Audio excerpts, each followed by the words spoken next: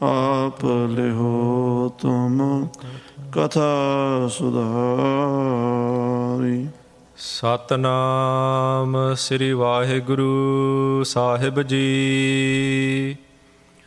ਦੋਹਰਾ ਮੀਰ ਸ਼ਿਕਾਰ ਸਊਰ ਸਭ, ਕਰਬੇ ਚਹਤ ਪੁਕਾਰ। ਮਨਹੁ ਚਮੂ ਮਰਵਾਏ ਕਰ, ਸੁਧ ਕੋ ਕਰਤ ਉਚਾਰ। ਵਾਹਿਗੁਰੂ ਜੀ ਕਾ ਖਾਲਸਾ ਵਾਹਿਗੁਰੂ ਜੀ ਕੀ ਫਤਿਹ।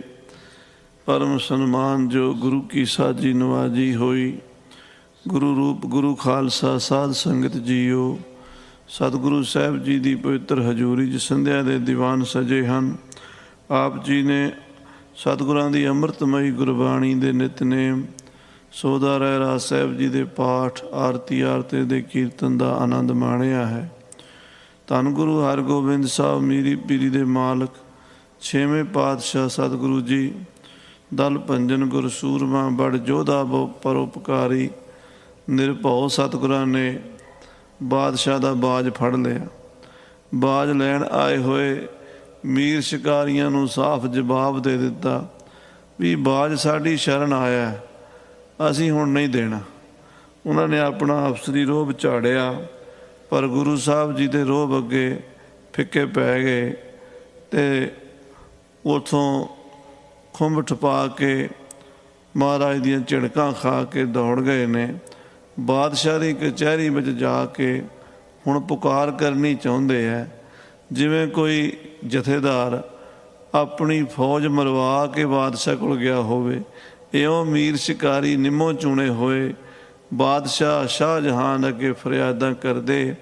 ਆਓ ਇਹ ਕਥਾ ਸਰਵਣ ਕਰੀਏ, ਪ੍ਰੇਮ ਸਹਿਤ ਆਖੀਏ ਸਤਨਾਮ ਸ੍ਰੀ ਵਾਹਿਗੁਰੂ ਸਾਹਿਬ ਜੀ। ਸਤਨਾਮ ਸ੍ਰੀ ਵਾਹਿਗੁਰੂ ਸਾਹਿਬ ਜੀ। ਦੋਹਰਾ ਮੀਰ ਸ਼ਿਕਾਰ ਸਊਰ ਸਭ। ਉਹ ਜਿਹੜੇ ਮੀਰ ਸ਼ਿਕਾਰੀ ਅਤੇ ਅਸਵਾਰ ਬਾਦਸ਼ਾਹ ਨੇ ਬਾਜ ਫੜਨ ਵਾਸਤੇ ਭੇਜੇ ਸੀ, ਬਾਜ ਨਹੀਂ ਮਿਲਿਆ। ਗੁਰੂ ਸਾਹਿਬ ਜੀ ਨੇ ਜਵਾਬ ਦੇ ਦਿੱਤਾ, ਵਾਪਸ ਚਲੇ ਗਏ ਹਨ। ਕਰਬੇ ਚਹਤ ਪੁਕਾਰ। ਬਾਦਸ਼ਾਹ ਸ਼ਾਹਜਹਾਨ ਕੋਲ ਜਾ ਕੇ ਫਰਿਆਦ ਕਰਨੀ ਚਾਹੁੰਦੇ ਹੈ, ਪੁਕਾਰ ਕਰਨੀ ਚਾਹੁੰਦੇ। ਮਨਹੁ ਚਮੂ ਮਰਵਾਏ ਕਰ।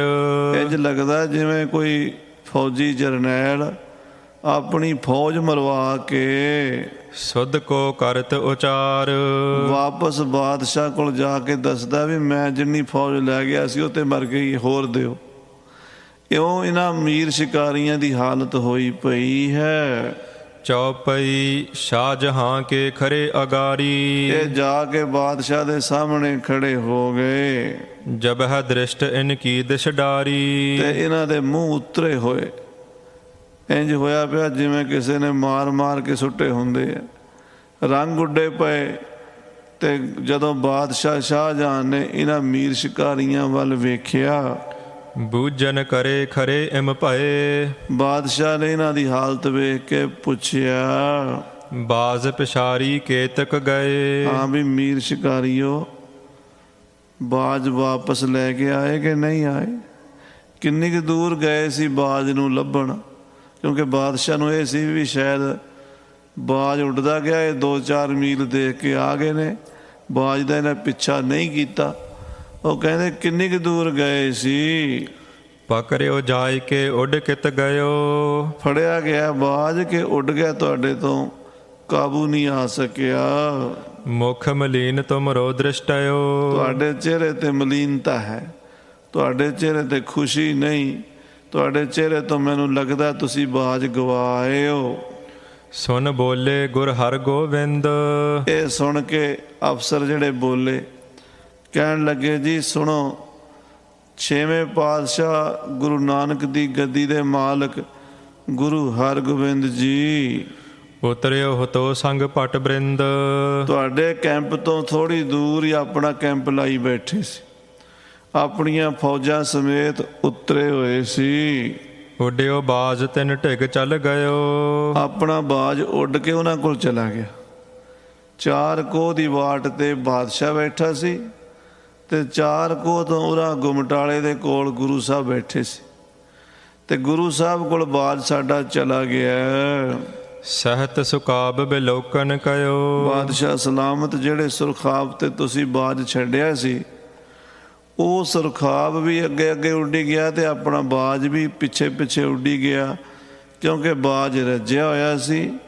ਇਸ ਕਰਕੇ ਉਸਨੇ ਸੁਰਖਾਬ ਤੇ ਚੋਟ ਨਹੀਂ ਕੀਤੀ। ਆਪਣੋ ਬਾਜ਼ ਛੋੜ ਤਿਨ ਦੀਨਾ। ਤੇ ਆਪਣਾ ਬਾਜ ਛੱਡ ਦਿੱਤਾ ਗੁਰੂ ਜੀ ਨੇ ਅੱਗੋਂ ਦੀ। ਛੁਟਤ ਬਿਹੰਗ ਮਾਰ ਸੋ ਲੀਨਾ। ਗੁਰੂ ਦੇ ਬਾਜ ਨੇ ਉਹ ਸੁਰਖਾਬ ਮਾਰ ਲਿਆ, ਸ਼ਿਕਾਰ ਖੇਡ ਲਿਆ। ਤਤ ਛਿਨ ਦੋਨੋਂ ਤਰੈ ਉਤਾਰੇ। ਤੇ ਨਾਲ ਨਾਲ ਬਾਜ ਵੀ ਸਾਡੇ ਵਾਲਾ ਵੀ ਉਤਰ ਗਿਆ, ਗੁਰੂ ਦਾ ਬਾਜ ਵੀ ਉਤਰ ਗਿਆ, ਤੇ ਸਾਡਾ ਬਾਜ ਵੀ ਗੁਰੂ ਦੇ ਬਾਜ ਨਾਲ ਉਤਰ ਗਿਆ ਜ਼ਮੀਨ ਤੇ। ਗਹਿ ਲੀਨੋ ਔਰ ਅਨੰਦ ਧਾਰੇ। ਤੇ ਗੁਰੂ ਨੇ ਸਾਡਾ ਬਾਜ ਵੀ ਫੜ ਲਿਆ। ਆਪਣਾ ਤਾਂ ਉਹਨਾਂ ਨੇ ਰੱਖਣਾ ਹੀ ਸੀਗਾ। ਜਿਹੜਾ ਬਾਜ ਸਾਡੇ ਵਾਲਾ ਸੀ, ਬਾਦਸ਼ਾਹ ਤੁਹਾਡਾ ਬਾਜ ਸੀ ਜਿਹੜਾ, ਉਹ ਵੀ ਗੁਰੂ ਹਰਗੋਬਿੰਦ ਸਾਹਿਬ ਨੇ ਕਾਬੂ ਕਰ ਲਿਆ ਤੇ ਬੜੀ ਖੁਸ਼ੀ ਮਨਾ ਰਹੇ ਨੇ। ਕਿਤਕ ਦੇਰ ਪਾਛੇ ਹਮ ਗਏ। ਅਸੀਂ ਕੁਝ 10 ਮਿੰਟ ਲੇਟ ਗਏ, 5-10 ਮਿੰਟ ਬਾਅਦ ਅਸੀਂ ਵੀ ਪਹੁੰਚ ਗਏ ਉੱਥੇ। ਗੁਰ ਢਿਗ ਬਾਜ਼ ਬਿਲੋਕਤ ਭਏ। ਜਦੋਂ ਅਸੀਂ ਅੱਧੀ ਕੁ ਘੜੀ ਨੂੰ ਉੱਥੇ ਪਹੁੰਚੇ ਤੇ ਬਾਜ ਗੁਰੂ ਹਰਗੋਬਿੰਦ ਸਾਹਿਬ ਨੇ ਆਪਣੇ ਹੱਥ ਤੇ ਬਿਠਾਇਆ ਹੋਇਆ ਸੀ, ਤੇ ਬਾਜ ਨਾਲ ਬੜੇ ਉਹ ਖੁਸ਼ ਸਨ ਬਾਜ ਨੂੰ ਵੇਖ ਕੇ। ਕਹਿਓ ਤਬੈ ਇਹ ਹਜ਼ਰਤ ਬਾਜ਼। ਅਸੀਂ ਕਿਹਾ ਕਿ ਗੁਰੂ ਜੀ, ਇਹ ਬਾਜ ਬਾਦਸ਼ਾਹ ਸਲਾਮਤ ਦਾ ਹੈ। ਵਿਚਰਤ ਇਤ ਅਖੇਰ ਕੇ ਕਾਜ। ਬਾਦਸ਼ਾਹ ਸਲਾਮਤ ਇਧਰ ਮਾਝੇ ਦੀ ਧਰਤੀ ਤੇ ਸ਼ਿਕਾਰ ਖੇਡਣ ਆਏ ਹੋਏ ਨੇ, ਤੇ ਉਹਨਾਂ ਦਾ ਬਾਜ ਉੱਡ ਕੇ ਗੁਰੂ ਜੀ ਤੁਹਾਡੇ ਕੋਲ ਆ ਗਿਆ। ਇਹ ਕਿਰਪਾ ਕਰਕੇ ਬਾਜ ਸਾਡਾ ਵਾਪਸ ਕਰ ਦਿਓ। ਤ੍ਰਿਪਤਿਓ ਪਿੱਛੇ ਬਿਹੰਗ ਚਲਾਇਓ। ਕਿਉਂਕਿ ਬਾਜ ਰੱਜਿਆ ਹੋਇਆ ਸੀਗਾ। ਬਾਦਸ਼ਾਹ ਸਲਾਮਤ ਨੇ ਰੱਜਿਆ ਬਾਜ ਸੁਰਖਾਬ ਤੇ ਛੱਡ ਦਿੱਤਾ। ਕਵੀ ਜੀ ਨੇ ਲਿਖਿਆ, ਖੋਟਾ ਬੰਦਾ ਤੇ ਬਾਜ, ਇਹਨਾਂ 'ਚ ਇੱਕ ਭੈੜੀ ਬਿਮਾਰੀ ਹੁੰਦੀ ਹੈ, ਰੱਜੇ ਹੋਏ ਕੰਮ ਨਹੀਂ ਆਉਂਦੇ। ਖੋਟੇ ਬੰਦੇ ਤੋਂ ਕੰਮ ਲੈਣਾ ਨਾ, ਭੁੱਖਿਆ ਰੱਖੋ ਤੇ ਕੰਮ ਲੈ ਲਓ, ਤੇ ਜੇ ਰੱਜ ਜਾਵੇ ਤੇ ਫਿਰ ਕਹਿੰਦਾ ਤੂੰ ਕੌਣ ਤੇ ਮੈਂ ਕੌਣ। ਤੇ ਬਾਜ ਵੀ ਭੁੱਖਾ ਹੋਵੇ ਤੇ ਸ਼ਿਕਾਰ ਮਾਰਦਾ, ਜੇ ਰੱਜਿਆ ਹੋਵੇ ਤੇ ਫਿਰ ਕਲੋਲਾਂ ਕਰੀ ਜਾਂਦਾ, ਉੱਡੀ ਜਾਂਦਾ। ਉਹ ਬਾਜ ਉੱਡੀ ਗਿਆ ਤੇ ਗੁਰੂ ਨੇ ਫੜ ਲਿਆ।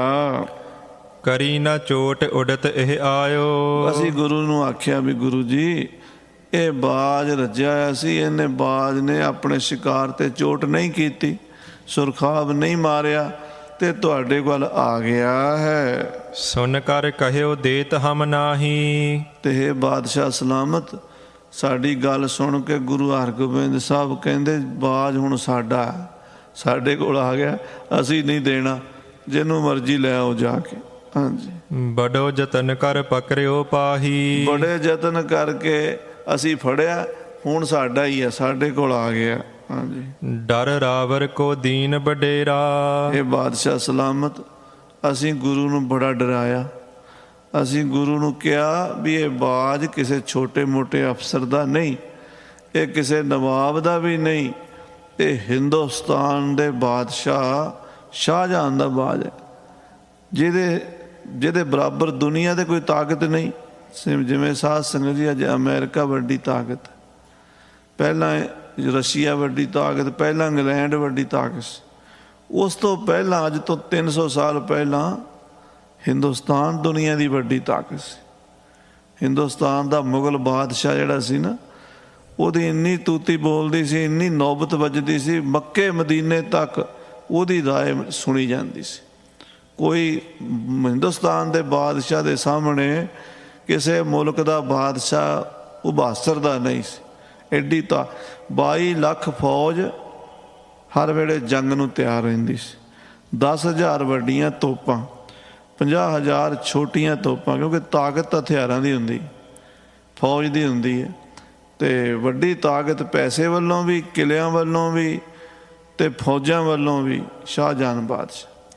ਤੇ ਉਹਦੇ ਬੰਦੇ ਕਹਿੰਦੇ, ਅਸੀਂ ਬਾਦਸ਼ਾਹ ਤੁਹਾਡੇ ਵੱਲੋਂ ਗੁਰੂ ਨੂੰ ਪੂਰਾ ਡਰਾਇਆ ਵੀ ਗੁਰੂ ਜੀ ਬਾਜ ਨਾ ਫੜੋ, ਇਹ ਤੁਸੀਂ ਬਹੁਤ ਵੱਡਾ ਨੁਕਸਾਨ ਕਰਾ ਲਓਗੇ, ਇਹ ਬਾਦਸ਼ਾਹ ਦਾ ਬਾਜ ਹੈ। ਕਹਿਸ ਕਠੋਰ ਘੋਰ ਤਿਸ ਬੇਰਾ। ਕਹਿੰਦੇ ਪਰ ਗੁਰੂ ਹਰਗੋਬਿੰਦ ਸਾਹਿਬ ਸਾਨੂੰ ਸ਼ੇਰ ਨੂੰ ਸਵਾ ਸ਼ੇਰ ਬਣ ਕੇ ਟੱਕਰੇ। ਉਹ ਕਹਿੰਦੇ ਜਾਓ, ਜਿਹੜਾ ਮਰਜ਼ੀ ਬਾਦਸ਼ਾਹ, ਅਸੀਂ ਨਹੀਂ ਮੰਨਦੇ ਕਿਸੇ ਬਾਦਸ਼ਾਹ ਨੂੰ, ਇੱਥੇ ਤਾਂ ਇੱਕੋ ਹੀ ਬਾਦਸ਼ਾਹ ਹੈ, ਅਕਾਲ ਪੁਰਖ ਵਾਹਿਗੁਰੂ, ਉਹਦਾ ਹੀ ਰਾਜ ਹੈ। ਕਹੂ ਹਰ ਸਮਾਨ ਨਹੀਂ ਰਾਜਾ, ਉਸ ਵਾਹਿਗੁਰੂ ਵਰਗਾ ਕੋਈ ਰਾਜਾ ਨਹੀਂ। ਇਹ ਭੂਪਤ ਸਭ ਦਿਵਸ ਚਾਰ ਕੇ, ਇਹ ਤੇ 4 ਦਿਨਾਂ ਦੇ ਝੂਠੇ ਰਾਜੇ ਨੇ, ਝੂਠੇ ਕਰਤ ਦਿਵਾਜਾ, ਝੂਠਾ ਵਿਖਾਵਾ ਕਰਦੇ ਨੇ। ਇਹੋ ਜਿਹੇ ਬੜੇ ਬਾਦਸ਼ਾਹ ਹੋ ਕੇ ਮਰ ਗਏ। ਕਹਿੰਦੇ ਸੱਚਾ ਪਾਤਸ਼ਾਹ ਅਕਾਲ ਪੁਰਖ ਹੀ ਹੈ। ਹਾਂਜੀ, ਸੁਨ ਕਰ ਏਕ ਨਹੀਂ ਮਨ ਆਨੀ। ਅਸੀਂ ਬੜਾ ਡਰਾਇਆ ਗੁਰੂ ਨੂੰ, ਪਰ ਗੁਰੂ ਸਾਡੇ ਤੋਂ ਡਰਿਆ ਨਹੀਂ। ਗੁਰੂ ਨੇ ਸਾਡੀ ਕਿਸੇ ਗੱਲ ਨੂੰ ਆਪਣੇ ਮਨ ਤੇ ਨਹੀਂ ਲਿਆਂਦਾ, ਹੱਸਦਾ ਰਿਹਾ। ਬਾਜ ਨੂੰ ਹੱਥ ਤੇ ਬਿਠਾਈ ਰੱਖਿਆ ਤੇ ਕਹਿੰਦਾ ਜਾਓ ਬਾਦਸ਼ਾਹ ਨੂੰ ਕਹੋ ਆ ਕੇ ਲੈ ਜਾਵੇ, ਤੁਹਾਨੂੰ ਨਹੀਂ ਦੇਣਾ ਬਾਜ ਅਸੀਂ। ਹਾਂਜੀ, ਤਨਕ ਤਰਾਸ ਤੁਮਰੋ ਨਹਿ ਜਾਨੀ। ਇਹ ਬਾਦਸ਼ਾਹ ਸਲਾਮਤ ਕੀ ਦਸੀਏ, ਅਸੀਂ ਬੜੇ ਬੜੇ ਬੰਦੇ ਵੇਖੇ, ਪਰ ਗੁਰੂ ਹਰਗੋਬਿੰਦ ਸਾਹਿਬ ਵਰਗਾ ਬੰਦਾ ਨਹੀਂ ਵੇਖਿਆ ਦਲੇਰ। ਤੁਹਾਡਾ ਰੱਤੀ ਜਿੰਨਾ ਵੀ ਡਰ ਨਹੀਂ ਮੰਨਿਆ। ਤੁਹਾਡੇ ਨਾਂ ਤੋਂ ਤੇ ਵੱਡਿਆਂ ਵੱਡਿਆਂ ਨੂੰ ਪਸੀਨੇ ਆ ਜਾਂਦੇ।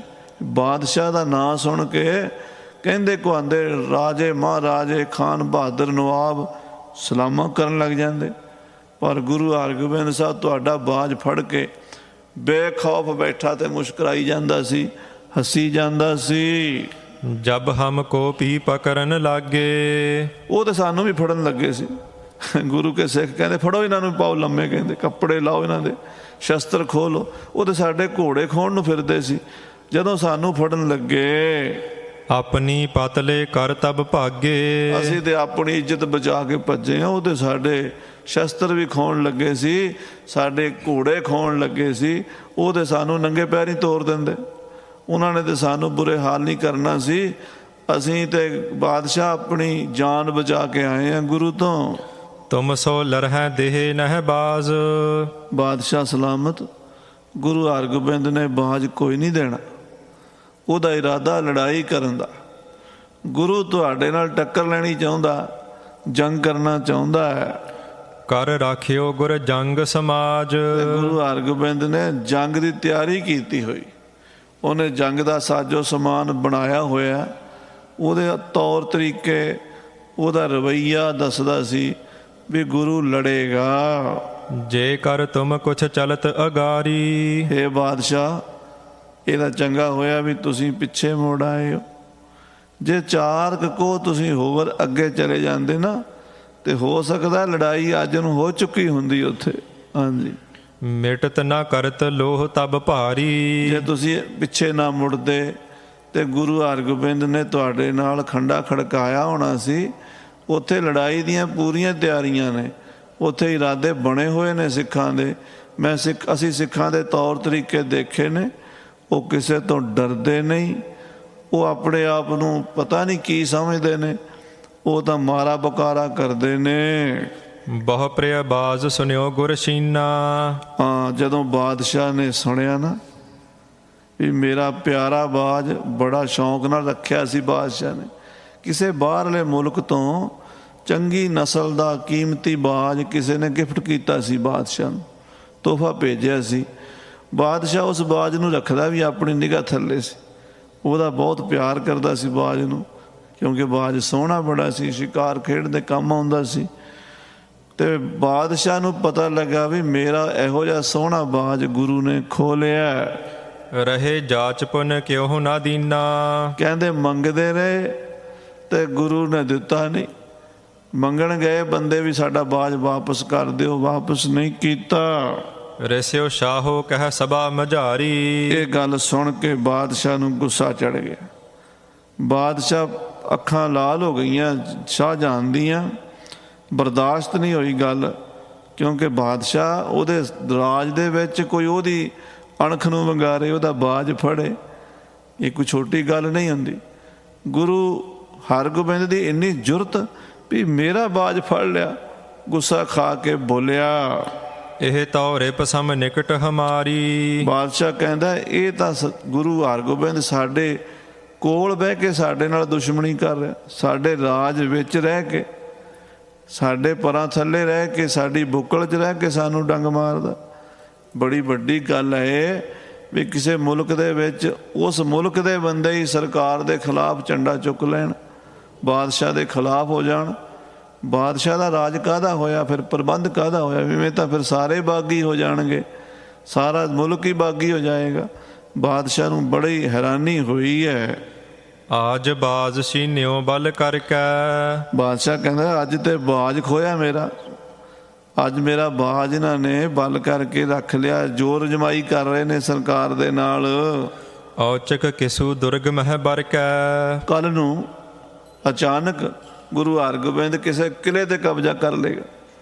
ਮੰਨ ਲਓ ਲਾਹੌਰ ਦੇ ਕਿਲੇ ਤੇ ਕਬਜ਼ਾ ਕਰ ਲਵੇ, ਜਾਂ ਕਿਸੇ ਪੰਜਾਬ ਦੇ ਹੋਰ ਕਿਲੇ ਤੇ, ਹਿੰਦੁਸਤਾਨ ਦੇ ਕਿਸੇ ਕਿਲੇ ਤੇ ਕਬਜ਼ਾ ਕਰਕੇ ਬਾਗੀ ਹੋ ਜਾਵੇ, ਫਿਰ ਅਸੀਂ ਕੀ ਕਰਾਂਗੇ? ਇੱਦਾਂ ਤੇ ਫਿਰ ਬਗਾਵਤ ਬਹੁਤ ਫੈਲ ਜਾਏਗੀ। ਬਨਹਿ ਮਵਾਸੀ ਕਰਹਿ ਲੜਾਈ। ਹਾਂ, ਆਕੀ ਹੋ ਕੇ, ਮਵਾਸੀ ਹੋ ਕੇ ਸਰਕਾਰ ਦੇ ਖਿਲਾਫ ਬਗਾਵਤ ਕਰਕੇ ਲੜਾਈ ਕਰੇਗਾ। ਸਗਰੇ ਦੇਸ਼ ਫਤੂਰ ਉਠਾਈ। ਸਾਰੇ ਮੁਲਕ 'ਚ ਫਤੂਰ ਪੈ ਜਾਏਗਾ, ਸਾਰੇ ਲੋਕ ਬਾਗੀ ਹੋ ਜਾਣਗੇ, ਬਾਗੀਆਂ ਨਾਲ ਹੋਰ ਬਾਗੀ ਹੋਣਗੇ। ਦੇਖ ਦੇਖ ਕੇ ਮੇਰਾ ਰਾਜ ਭਾਗ ਖਤਮ ਹੋ ਜਾਏਗਾ। ਇਹ ਤਾਂ ਜ਼ਰੂਰੀ ਹੁੰਦਾ ਵੀ ਕੋਈ ਬਗਾਵਤ ਕਰੇ ਤੇ ਉਹਨੂੰ ਨਾਲ ਦੀ ਨਾਲ ਨੱਪ ਲਿਆ ਜਾਵੇ, ਨਹੀਂ ਤਾਂ ਫਿਰ ਬਾਗੀਆਂ ਦੇ ਹੌਸਲੇ ਬੁਲੰਦ ਹੁੰਦੇ ਨੇ। ਸ਼ਾਹੋ ਨਿਕਟ ਗੁਰ ਨਿੰਦਕ ਜੇਈ। ਜਦੋਂ ਇਹ ਗੱਲ ਸ਼ਾਹਜਹਾਨ ਨੇ ਸੋਚੀ, ਕਈ ਗੁਰੂ ਘਰ ਦੇ ਨਿੰਦਕ ਹੋਰ ਵੀ ਕਈ ਖੜੇ ਸਨ, ਗੁਰੂ ਘਰ ਨਾਲ ਈਰਖਾ ਕਰਨ ਵਾਲੇ, ਦਵੈਸ਼ ਕਰਨ ਵਾਲੇ। ਅਵਸਰ ਪਾਏ ਸੁਨਾਵਹਿ ਤੇਈ। ਉਹਨਾਂ ਨੂੰ ਮੌਕਾ ਮਿਲ ਗਿਆ ਗੁਰੂ ਘਰ ਦੇ ਖਿਲਾਫ ਜ਼ਹਿਰ ਉਗਲਣ ਦਾ। ਉਹਨਾਂ ਦੁਸ਼ਟ ਬੰਦਿਆਂ ਨੂੰ ਮੌਕਾ ਮਿਲ ਗਿਆ ਤੇ ਮੌਕਾ ਪਾ ਕੇ ਬੋਲੇ, ਗੁਰ ਬੇਗਾਰ ਬਹੁਤ ਹੀ ਕਰੇ। ਬਾਦਸ਼ਾਹ ਸਲਾਮਤ, ਅਸੀਂ ਤਾਂ ਤੁਹਾਨੂੰ ਡਰਦੇ ਮਾਰੇ ਦੱਸਦੇ ਨਹੀਂ। ਗੁਰੂ ਹਰਗੋਬਿੰਦ ਨੇ ਤੇ ਬਹੁਤ ਵੱਡੀਆਂ ਤਿਆਰੀਆਂ ਕੀਤੀਆਂ ਹੋਈਆਂ ਸਰਕਾਰ ਨੂੰ ਪਲਟਣ ਦੀਆਂ। ਉਹ ਤਾਂ ਸਰਕਾਰ ਦੇ ਖਿਲਾਫ ਹੈ, ਉਹ ਮੁਗਲਾਂ ਦਾ ਸਾਡਾ ਰਾਜ ਨਹੀਂ ਪਸੰਦ ਕਰਦਾ। ਸ਼ਿਮਾ ਠਾਨ ਤੁਮ ਨਜ਼ਰ ਨਾ ਧਰੇ। ਪਹਿਲਾਂ ਵੀ ਗੁਰੂ ਨੇ ਕਈ ਵਾਅਦੇ ਕੀਤੇ ਨੇ, ਪਰ ਤੁਸੀਂ ਖਿਮਾ ਕਰਦੇ ਆਏ ਹੋ, ਤੁਸੀਂ ਨਜ਼ਰਅੰਦਾਜ਼ ਕਰਦੇ। ਤੁਸੀਂ ਬਾਦਸ਼ਾਹ ਉਹਨਾਂ ਵੱਲ ਤੁਸੀਂ ਬਹੁਤਾ ਸਖਤ ਰਵੱਈਆ ਨਹੀਂ ਅਪਣਾਇਆ। ਇਹ ਤਾਂ ਤੁਹਾਨੂੰ ਪਹਿਲਾਂ ਹੀ ਨੱਪ ਲੈਣੇ ਚਾਹੀਦੇ ਸੀ। ਤੁਸੀਂ ਇੰਨਾ ਸਮਾਂ ਉਡੀਕਿਆ ਕਿਉਂ ਹੈ? ਵੱਡ ਹਜ਼ਰਤ ਤੁਮ ਪਿਤਾ ਅਗਾਰੀ। ਤੁਹਾਡੇ ਪਿਤਾ ਜੀ ਵੱਡੇ ਬਾਦਸ਼ਾਹ ਸਲਾਮਤ ਹਜ਼ਰਤ ਜਹਾਂਗੀਰ, ਉਹਨਾਂ ਦੇ ਨਾਲ ਚੰਦੂ ਕਰੀ ਇਨਹੂ ਕੀ ਚਾਰੀ। ਦੀਵਾਨ ਚੰਦੂ ਜੀ ਨੇ, ਚੰਦੂ ਮਲ ਨੇ ਤੁਹਾਡੇ ਪਿਤਾ ਕੋਲ ਸ਼ਿਕਾਇਤ ਕੀਤੀ ਸੀ। ਬਾਦਸ਼ਾਹ ਜਹਾਂਗੀਰ ਦੇ ਸਮੇਂ ਦੀ ਗੱਲ ਹੈ ਕਿ ਦੀਵਾਨ ਚੰਦੂ ਨੇ ਤੁਹਾਡੇ ਪਿਤਾ ਜਹਾਂਗੀਰ ਬਾਦਸ਼ਾਹ ਨੂੰ ਦੱਸਿਆ ਸੀ ਕਿ ਗੁਰੂ ਹਰਗੋਬਿੰਦ ਦੇ ਤੌਰ ਤਰੀਕੇ ਬਾਗੀਆਂ ਵਾਲੇ ਹਨ।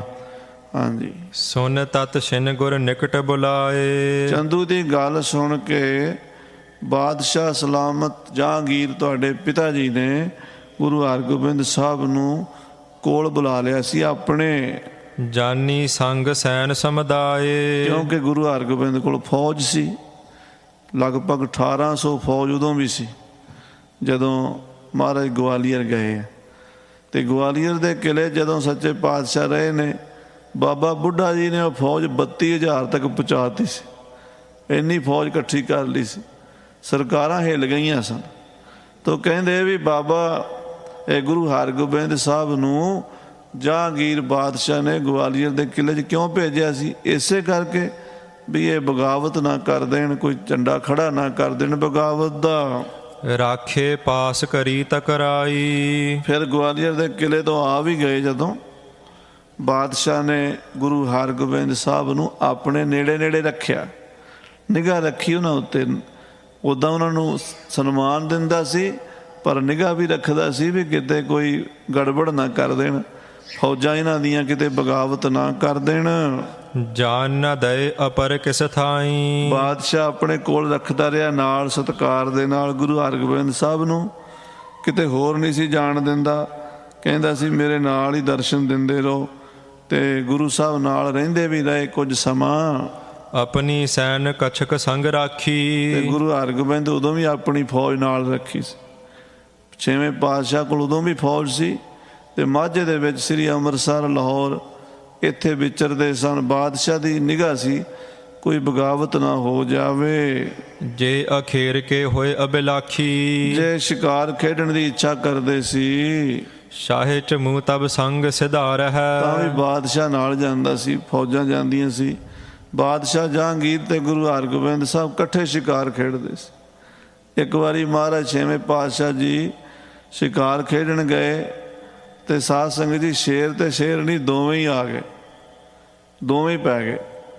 ਤੇ ਬਾਦਸ਼ਾਹ ਦੇ ਜਿੰਨੇ ਵੀ ਜਰਨੈਲ ਸੀ ਨਾ, ਉਹਦੇ ਸ਼ਸਤਰ ਵੀ ਸੁੱਟ ਕੇ ਹੱਥਾਂ 'ਚੋਂ ਭੱਜ ਗਏ ਪਿਛਾਂ ਨੂੰ, ਭੈ ਭੀਤ ਹੋ ਗਏ। ਤੇ ਕਹਿੰਦੇ ਬਾਦਸ਼ਾਹ ਕਹਿੰਦਾ ਗੋਲੀ ਨਾਲ ਮਾਰੀਏ। ਮਾਰੇ ਕਹਿੰਦੇ ਨਾ ਗੋਲੀ ਨਹੀਂ ਚਲਾਣੀ।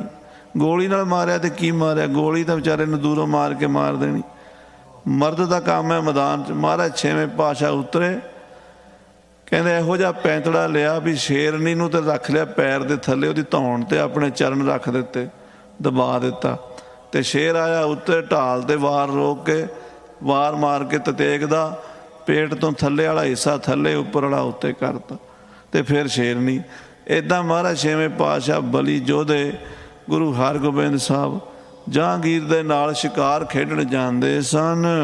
ਨਹਿ ਵਿਸ਼ਵਾਸ ਇਨਹੋ ਕੋ ਧਾਰ ਹੈ। ਪਰ ਬਾਦਸ਼ਾਹ ਵਿਸ਼ਵਾਸ ਨਹੀਂ ਸੀ ਕਰਦਾ ਵੀ ਕਿਤੇ ਬਾਗੀ ਕੋਈ ਸਾਡੇ ਵਾਸਤੇ ਮੁਸੀਬਤ ਨਾ ਖੜੀ ਕਰ ਦਵੇ। ਗੁਰੂ ਹਰਗੋਬਿੰਦ ਸਾਹਿਬ ਤੁਮ ਢਿਗ ਲਵਪੁਰ ਬਾਸੋ ਕਏ। ਤੇ ਬਾਦਸ਼ਾਹ ਸਲਾਮਤ, ਹੁਣ ਤੁਸੀਂ ਬਾਦਸ਼ਾਹ ਬਣ ਗਏ। ਤੁਹਾਡੇ ਪਿਤਾ ਜੀ ਹਜ਼ਰਤ ਜਹਾਂਗੀਰ, ਉਹਨਾਂ ਦਾ ਇੰਤਕਾਲ ਹੋ ਚੁੱਕਾ, ਭਾਵ ਉਹ ਇਸ ਦੁਨੀਆ ਤੋਂ ਜਾ ਚੁੱਕੇ ਨੇ।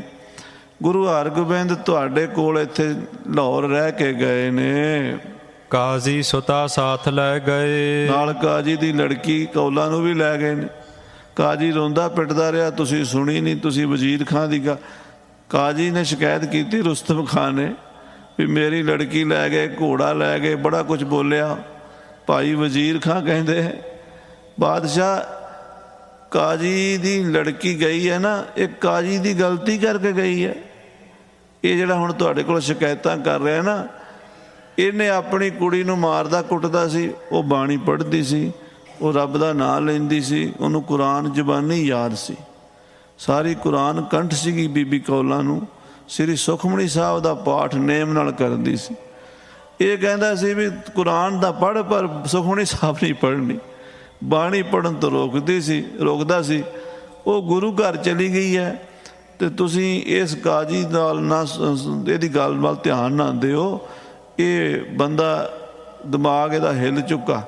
ਤੇ ਬਾਦਸ਼ਾਹ ਨੇ ਕਾਜੀ ਦੀ ਗੱਲ ਨਹੀਂ ਸੀ ਸੁਣੀ ਉਦੋਂ। ਹੁਣ ਉਹੀ ਬੰਦੇ ਫੇਰ ਕਹਿ ਰਹੇ ਨੇ ਕਾਜੀ ਵਰਗੇ, ਉਦੋਂ ਤੇ ਮਹਾਰਾਜ ਤੁਸੀਂ ਸਾਡੀ ਸੁਣੀ ਨਹੀਂ ਸੀ। ਆਹ ਦੇਖ ਲਓ, ਅੱਗੇ ਤੇ ਛੋਟੀਆਂ ਮੋਟੀਆਂ ਗੱਲਾਂ ਸੀ, ਹੁਣ ਤੁਹਾਡਾ ਬਾਜ ਫੜ ਲਿਆ ਹੈ। ਤਉ ਆਪਨੇ ਸਿਮਾ ਧਰੀ ਹੈ। ਫਿਰ ਵੀ ਤੁਸੀਂ ਮਾਫ ਕਰਤਾ, ਖਿਮਾ ਕਰਤੀ। ਅਬ ਹੈ ਅਵਗਿਆ ਫੇਰ ਕਰੀ ਹੈ। ਆਹ ਵੇਖੋ, ਹੁਣ ਤਾਂ ਬਹੁਤ ਵੱਡੀ ਗੱਲ ਕਰਤੀ, ਅਵਗਿਆ ਕੀਤੀ। ਤੁਹਾਡੇ ਕੋਲ ਰਹਿ ਕੇ ਹੁਕਮਦੁੱਲੀ ਹੈ, ਬਗਾਵਤ ਦੇ ਚਿੰਨ੍ਹ ਖੜੇ ਨੇ। ਬਈ ਗੁਰੂ ਹਰਗੋਬਿੰਦ ਨੇ ਤੁਹਾਡਾ ਬਾਜ ਫੜ ਲਿਆ ਹੈ। ਟਰਹਿ ਨਹੀਂ ਬਿਨ ਕਰੇ ਲੜਾਈ। ਇਹ ਗੁਰੂ ਹਰਗੋਬਿੰਦ ਸਾਹਿਬ ਉਤਪਾਤ ਕੀਤੇ ਤੋਂ ਬਿਨਾਂ ਟਲਣ ਵਾਲੇ ਨਹੀਂ। ਇਹ ਲੜਾਈ ਝਗੜਾ ਕਰਕੇ ਰਹਿਣਗੇ। ਬਰਹਿ ਦੁਰਗ ਆ ਕੀ ਹੋਏ ਜਾਈ। ਜਿਵੇਂ ਤੁਸੀਂ ਕਹਿ ਰਹੇ ਹੋ ਨਾ ਵੀ ਕਿਸੇ ਕਿਲੇ ਤੇ ਕਬਜ਼ਾ ਮਿੰਟ ਲਾਣਾ ਇਹਨਾਂ ਨੇ, ਇਹਦੀ ਤਿਆਰੀ ਹੈ। ਤੁਸੀਂ ਮੜ ਜਾ ਲਾਹੌਰ ਤੋਂ ਪਰੇ ਹੋ, ਇਹਨਾਂ ਨੇ ਲਾਹੌਰ ਮੱਲ ਲੈਣਾ। ਇਹਨਾਂ ਨੇ ਤਾਂ ਸਾਰੇ ਦਿੱਲੀ ਤੱਕ ਜਾ ਕੇ ਕਹਿੰਦੇ ਰਾਜ ਕਰਾਂਗੇ। ਇਹ ਤਾਂ ਸਾਰਾ ਖੋਣ ਨੂੰ ਫਿਰਦੇ ਨੇ। ਗਹਿ ਲੀਜਹਿ ਤਬ ਫਲ ਕੋ ਪਾਵਹਿ। ਬਸ ਹੁਣ ਬਾਦਸ਼ਾਹ ਹੋਰ ਲਿਹਾਜ਼ ਨਾ ਕਰੋ, ਹੁਣ ਤਾਂ ਫੜ ਲਓ, ਗ੍ਰਿਫਤਾਰ ਕਰਕੇ ਜੇਲ੍ਹ 'ਚ ਸਿੱਟ ਦਿਓ ਪੱਕੇ ਹੀ। ਮੁੜ ਕੇ ਬਾਹਰ ਨਹੀਂ ਆਉਣੇ ਚਾਹੀਦੇ। ਨਾਹੇ ਤਾਂ ਕਛੂ ਬੇਕਾਰ ਉਠਾਵਹਿ। ਜੇ ਤੁਸੀਂ ਨਾ ਕਾਬੂ ਕੀਤਾ ਗੁਰੂ ਹਰਗੋਬਿੰਦ ਨੂੰ ਤਾਂ ਬਹੁਤ ਵੱਡਾ ਵਿਗਾੜ ਕਰਨਗੇ, ਬੜੀ ਵੱਡੀ ਹਲਚਲ ਮਚਾਉਣਗੇ। ਫਿਰ ਸਾਨੂੰ ਗੁਰੂ ਹਰਗੋਬਿੰਦ ਸਾਂਭਣਾ ਮੁਸ਼ਕਲ ਹੋ ਜਾਏਗਾ। ਅਜੇ ਮੌਕਾ ਹੈ, ਜੰਮਦੀਆਂ ਸੂਲਾਂ ਦੇ ਮੂੰਹ ਮੋੜ ਦਈਏ ਤੇ ਚੰਗਾ, ਨਹੀਂ ਤਾਂ ਇਹ ਫਿਰ ਦੁੱਖ ਦਿੰਦੀਆਂ। ਹਾਂਜੀ, ਚਲਹਿ ਨਾ ਬਸ ਜੇ ਦੁਰਗ ਪ੍ਰਵੇਸ਼ੈ। ਜੇ ਕਿਤੇ ਕਿਸੇ ਕਿਲੇ 'ਚ ਕਬਜ਼ਾ ਕਰ ਲਿਆ, ਆਕੀ ਹੋ ਗਏ, ਫਿਰ ਇਸ ਗੁਰੂ ਤੇ ਕਿਸੇ ਦਾ ਜ਼ੋਰ ਨਹੀਂ ਚੱਲਣਾ, ਫਿਰ ਲੰਮੀ ਲੜਾਈ ਹੋਵੇਗੀ। ਹਾਂਜੀ, ਹਿਰਦੈ ਜੰਗ ਜੋ ਚਹਿਤ ਹਮੇਸ਼ਾ। ਕਿਉਂਕਿ ਗੁਰੂ ਹਰਗੋਬਿੰਦ ਦਿਨ ਰਾਤ ਜੰਗ ਦੀਆਂ ਹੀ ਗੱਲਾਂ ਕਰਦਾ। ਉਹ ਜੰਗ ਹੀ ਚਾਹੁੰਦਾ। ਉਹਦੇ ਦਰਬਾਰ 'ਚ ਢਾਡੀ ਵਾਰਾਂ ਗਾਉਂਦੇ ਨੇ ਵੀਰ ਰਸ ਦੀਆਂ, ਉਹਦੇ ਸਿੱਖ ਡੌਲੇ ਫਰਕਾਉਂਦੇ ਨੇ, ਘੋੜਿਆਂ ਤੇ ਚੜ੍ਹਦੇ ਨੇ, ਸ਼ਿਕਾਰ ਖੇਡਦੇ ਨੇ ਤੇ ਅਕਾਲ ਅਕਾਲ ਗਜਾਉਂਦੇ ਨੇ। ਉਹਨਾਂ ਦਾ ਦਾਅਵਾ ਹੈ ਵੀ ਅਸੀਂ ਸਾਰੀ ਧਰਤੀ ਤੇ ਰਾਜ ਕਰਾਂਗੇ। ਹਾਂਜੀ, ਜੇ ਅਬ ਸਿਮਹੋ ਨ ਆਛੀ ਆਹੈ। ਹੇ ਬਾਦਸ਼ਾਹ, ਜੇ ਹੁਣ ਵੀ ਤੁਸੀਂ ਮਾਫ ਕਰਤਾ ਤਾਂ ਇਹ ਰਾਜਨੀਤੀ ਦੇ ਪੱਖ ਤੋਂ ਗੱਲ ਚੰਗੀ ਨਹੀਂ ਹੋਵੇਗੀ। ਬਹੁਰ ਫਤੂਰ ਉਠਾਵਨ ਚਾਹੈ। ਫਿਰ ਫਤੂਰ ਪਾਣਗੇ, ਫਿਰ ਇਹ ਬਗਾਵਤ ਕਰਨਗੇ। ਅੱਜ ਬਾਜ ਖੋਇਆ, ਕੱਲ ਨੂੰ ਰਾਜ ਵੀ ਖੋਣਗੇ। ਹਾਂਜੀ, ਸੁਨਤ ਸ਼ਾਹੋ ਉਰ ਨੀਕ ਵਿਚਾਰਾ। ਸੁਣ ਕੇ ਬਾਦਸ਼ਾਹ ਨੇ ਵਿਚਾਰ ਕੀਤੀ ਵੀ ਮੇਰੇ ਦਰਬਾਰੀ ਠੀਕ ਕਹਿੰਦੇ ਨੇ, ਹੁਣ ਨਹੀਂ ਲਿਹਾਜ਼ ਕਰਨਾ ਚਾਹੀਦਾ ਗੁਰੂ ਦਾ। ਮੁਗਲਸ ਖਾਨ ਸਮੀਪ ਹਕਾਰਾ। ਆਪਣੇ ਦਰਬਾਰ ਦੇ ਇੱਕ ਵੱਡੇ ਜਰਨੈਲ 7000 ਜਰਨੈਲ ਮੁਖਲਿਸ ਖਾਨ ਨੂੰ ਬੁਲਾਇਆ। ਬਾਦਸ਼ਾਹ ਨੇ ਮੁਖਲਿਸ ਖਾਨ ਨੂੰ 7000 ਫੌਜ ਦੇ ਕੇ 6ਵੇਂ ਪਾਤਸ਼ਾਹ ਨੂੰ ਫੜ ਕੇ ਲਿਆਉਣ ਦੇ ਲਈ ਹੁਕਮ ਦਿੱਤਾ। ਇਹ ਫੌਜਾਂ ਮਾਰੋ ਮਾਰ ਕਰਦੀਆਂ ਸ੍ਰੀ ਅੰਮ੍ਰਿਤਸਰ ਸਾਹਿਬ ਦੀ ਧਰਤੀ ਤੇ ਪਹੁੰਚੀਆਂ। 6ਵੇਂ ਪਾਤਸ਼ਾਹ ਦੇ ਜੀਵਨ ਦੀ ਪਹਿਲੀ ਜੰਗ ਸ਼ੁਰੂ ਹੋਈ ਹੈ।